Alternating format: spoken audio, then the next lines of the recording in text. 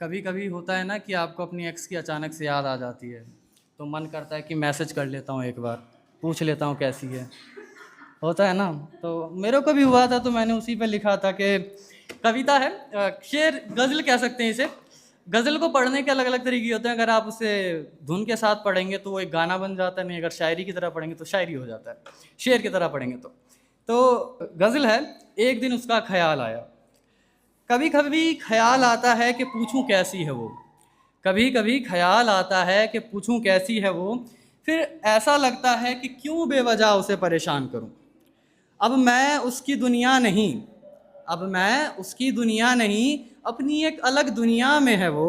मुझे अब ये हक भी नहीं कि मैं उससे कोई सवाल करूं।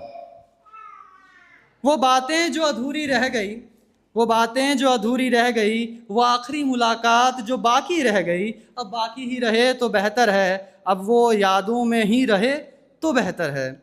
क्यों अब पुराने जख्मों को कुरेद कर फिर दर्द आबाद करूं, क्यों इस खालीपन का अब मैं मलाल करूं।